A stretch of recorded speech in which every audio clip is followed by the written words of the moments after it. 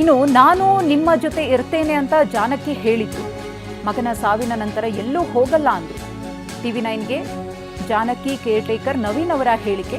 ಹಾಡು ಹೇಳೋದ್ರಲ್ಲಿ ಜಾನಕಮ್ಮ ಖುಷಿ ಪಡ್ತಾ ಇದ್ರು. ಮೈಸೂರಿನ ಗದ್ದಿಗೆರೆ ರಸ್ತೆಗೆ ಜಾನಕಿಯವರ ಹೆಸರನ್ನ ಇಡಬೇಕು ಅಂತ ಹೇಳಿ ನವೀನ್ ಅವರು TV9 ಜೊತೆಗೆ ಮಾತನಾಡಿದ್ದಾರೆ.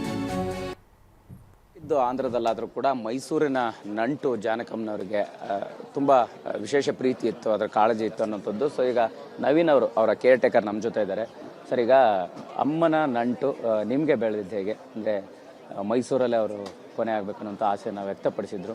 ಹೇಗೆ ನೆನಪಾಗ್ತಾರೆ ಅಂತ? ಸರ್, ಅವ್ರ ಮಗ ಈ ಮೈಸೂರಲ್ಲೇ ತೀರೋದ್ರಿಂದ ಆಮೇಲೆ ಏನಾಯಿತು ಅಂತಂದರೆ ಅವರು ಅಕ್ಕ ಮೈಸೂರಲ್ಲಿ ಇಲ್ಲ ಅಂತ ಅವ್ರ ಮಗ ತೀರೋದ ತಕ್ಷಣ ನಾನು ಮೈಸೂರಲ್ಲೇ ಅವ್ರ ವಿಷಯ ಕನ್ಫರ್ಮ್ ಮಾಡಿದೆ. ನಾವು ಹೋಗಿ ಅಣ್ಣ ಇನ್ನಿಲ್ಲ ಅಂದಾಗ ನಾನು ಮೈಸೂರಲ್ಲೇ ನಾನು ಇನ್ನೆಲ್ಲೂ ಹೋಗಲ್ಲ, ನಾನು ನಿಮ್ಮ ಜೊತೆನೇ ಇರ್ತೀನಿ ಅಂತ ಕೈ ಹಿಡ್ಕೊಂಡು ಇದು ಮಾಡೋದು.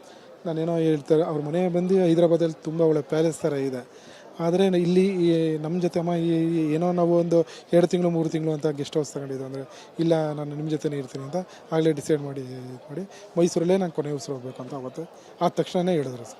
ಸರ್, ಜಾನಕಮ್ಮನ ಹಾಡದ ಹಾಡುಗಳೆಲ್ಲ ಅವರ ಎಲ್ಲ ವರ್ಗದ ಆಡಿಯನ್ಸ್ಗೆ ಕನೆಕ್ಟ್ ಆಗಿರೋಂಥವ್ರು. ಸೊ ಅಂದರೆ ಅವರ ಇತ್ತೀಚಿನ ಜೀವನ ಶೈಲಿ ಆಗಿರ್ಬೋದು, ಮತ್ತು ಸಿನಿಮಾ ರಂಗದ ಬಗ್ಗಿನ ಆಸಕ್ತಿ ಆಗಿರ್ಬೋದು, ಹಾಡುಗಳ ಬಗ್ಗೆ ಇರುವಂಥ ಅಭಿಮಾನ ಆಗಿರ್ಬೋದು, ಹೇಗಿತ್ತು, ಏನು ಹೇಳ್ತಾ ಇದ್ರು ಅಂತ? ಸಾಂಗ್ಸಲ್ಲಿ ಎಂಜಾಯ್ ಮಾಡ್ತಾಯಿದ್ರು ಸರ್. ಯಾರು ನಾವು ಆ ಸಾಂಗ್ ಈ ಸಾಂಗ್ ಅಂತ ಹೇಳಿದ್ರೆ ಆ ಸಾಂಗಲ್ಲಿ ಎಷ್ಟು ಖುಷಿ ಪಡೋರು ಅಂತ ಅಂದರೆ ಅವರು ಅವ್ರು ಏನಂತಾರೆ ಅಂದರೆ ನಾನು ಯಾವತ್ತೂ ನಾನು ಆಡಿದ್ದೀನಿ ಅಂತ ಅನ್ನಿಲ್ಲ. ಏನಕ್ಕೆ ಅಂದರೆ ನನಗೆ ಈ ಥರ ಎಲ್ಲ ಆಡೋಕ್ಕೆ ಬರ್ತಿದೆ, ಇದೆಲ್ಲ ಹೆಂಗೆ ಬರ್ತದೆ, ಸ್ವರ ಹೆಂಗೆ ಬರ್ತಿದೆ, ಹಮ್ಮಿಂಗ್ ಹೆಂಗೆ ಬರ್ತಿದೆ, ಅದೆಲ್ಲ ಕೃಷ್ಣ ಆಡಿರೋದು. ಆದರೆ ನಾನೇ ನಿನ್ನ ಥರನೇ ಫ್ಯಾನ್ ಅಂತೇಳಿ.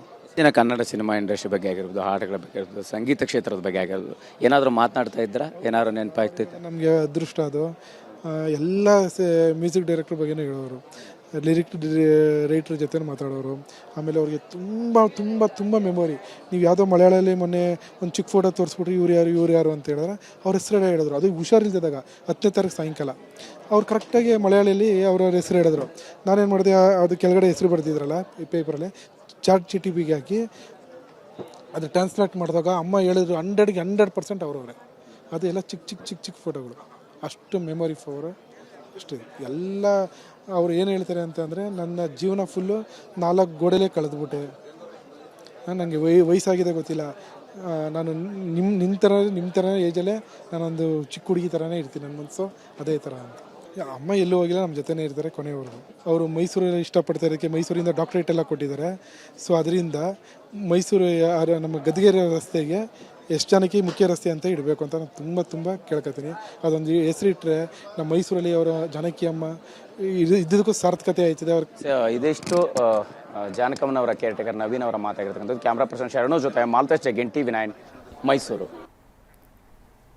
ಇದು ಜಾನಕಿಯವರ ಕೇರ್ ಟೇಕರ್ ನವೀನ್ ಅವರ ಮಾತು. ಅನೇಕ ಗಣ್ಯರು ಕೂಡ ಬಂದು ಅಂತಿಮ ದರ್ಶನದಲ್ಲಿ ಭಾಗಿಯಾಗಿದ್ದಾರೆ. ಶ್ರೀರಾಮುಲು ಅವರು ಕೂಡ ಅಂತಿಮ ದರ್ಶನವನ್ನು ಪಡೆದರು. ಮತ್ತೊಂದು ಕಡೆ ಸಾರ್ವಜನಿಕರು ಕೂಡ ಸರತಿ ಸಾಲಿನಲ್ಲಿ ಬಂದು ಜಾನಕಮ್ಮನವರ ಅಂತಿಮ ದರ್ಶನವನ್ನು ಪಡಿತಾ ಇದ್ದಾರೆ. ಮೈಸೂರಿನಲ್ಲೇ ತಮ್ಮ ಅಂತಿಮ ದಿನಗಳನ್ನು ಕಳಿಬೇಕು, ತಮ್ಮ ಅಂತ್ಯ ಸಂಸ್ಕಾರವೂ ಕೂಡ ಇಲ್ಲೇ ನೆರವೇರಬೇಕು ಅನ್ನೋದು ಜಾನಕಿಯವರ ಕನಸಾಗಿತ್ತು. ಹಾಗಾಗಿ ಅವರ ಕನಸಿನಂತೆ, ಅವರ ಆಸೆಯಂತೆ ಮೈಸೂರಿನಲ್ಲೇ ಅವರ ಅಂತ್ಯ ಸಂಸ್ಕಾರವನ್ನು ನೆರವೇರಿಸಲಾಗ್ತಾ ಇದೆ. ಕರ್ನಾಟಕದ ಬಗ್ಗೆ, ಕನ್ನಡಿಗರ ಬಗ್ಗೆ ವಿಶೇಷ ಪ್ರೀತಿ, ಅಭಿಮಾನ ಜಾನಕಮ್ಮನವರಿಗಿತ್ತು.